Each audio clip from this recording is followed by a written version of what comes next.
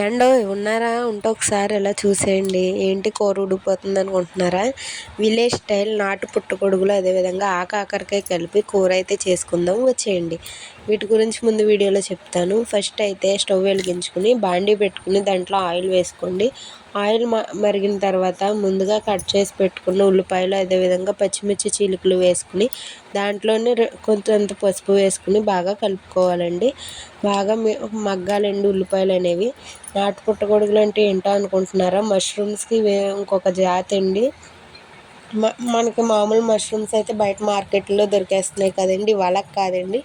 వాటిని స్పెషల్గా ఫామ్లో పెంచుతారండి. ఇది అలా కాదండి. నాటు పుట్టగొడుగులు మట్టిలో వాడుతుంటే అవే మొలుస్తాయండి. ఎటువంటి మందులు అనేవి వాడకుండా వాటంటే అవే పెరుగుతాయండి, నేచర్గా పెరుగుతాయండి. కాకరకాయలు కూడా అంతేనండి. కాకరకాయలు కూడా అదే విధంగా నేచర్గా వస్తాయండి, వాటంతా అవే పెరుగుతాయండి. ఇవి కూడా హెల్త్కి కూడా చాలా మంచిదండి. ఎటువంటి మందులు ఏమీ వాడకుండా నేచర్గా పెరుగుతాయి కాబట్టి హెల్త్కి కూడా మంచిదండి. ఇప్పుడైతే ఆ రెండు కూడా వేసి బాగా మిక్స్ చేసుకుని 5 మినిట్స్ అయితే మీడియం ఫ్లేమ్లో ఉంచండి. ఉల్లిపాయలతో పాటు అవి కూడా చాలా బాగా మగ్గుతున్నాయండి. ఇలా మగ్గిన తర్వాత మగ్గనివ్వాలండి. ఇప్పుడు బాగా కలుపుకొని అందుట్లోనే మళ్ళీ మూత పెట్టుకుని మళ్ళీ ఇంకొక 5 మినిట్స్ అయితే మీడియం ఫ్లేమ్లో వదిలేయండి. 5 మినిట్స్ తర్వాత మూత తీసి చూస్తే చూడండి ఎంత బాగా మగ్గినాయి ఉల్లిపాయలతో పాటు. మళ్ళీ బాగా గట్టితో ఒకసారి బాగా కలుపుకోవాలండి. ఇవైతే ఇప్పుడు పుట్టగొడుగులు అయితే మార్కెట్ కాకుండా ఈ రోడ్ సైడ్ హైవేల మీద అయితే అమ్ముతున్నారండి. ఇందులో రుచికి సరిపడా ఉప్పు అదేవిధంగా కారం కూడా వేసుకుని మళ్ళీ బాగా మిక్స్ చేసుకోండి. మీకు కూడా దొరికితే ఒకసారి ఇలాగైతే ట్రై చేయండి. కర్రీ అయితే సూపర్ అంటే సూపర్ ఉంటుందండి. బాగా కలుపుకొని దాంట్లో 2 గ్లాసులు వాటర్ అయితే వేసుకోండి.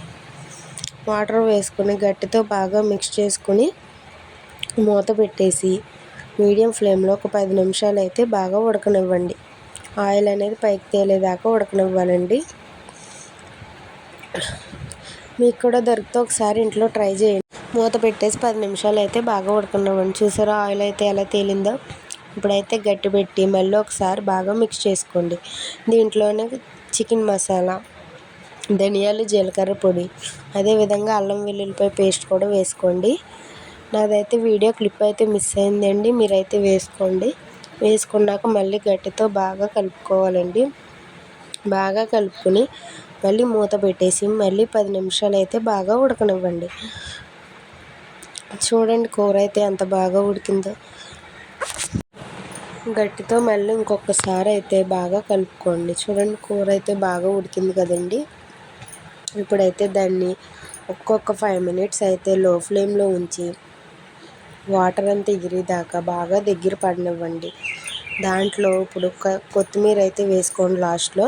వేడివేడి అన్నంలో వేసుకుని తింటే టేస్ట్ అయితే సూపర్ ఉంటుందండి. చికెన్ మటన్కి ఏమాత్రం తీసిపోదండి. వీడియో నచ్చినట్టయితే సబ్స్క్రైబ్ చేసుకుని లైక్ చేసి షేర్ చేయండి.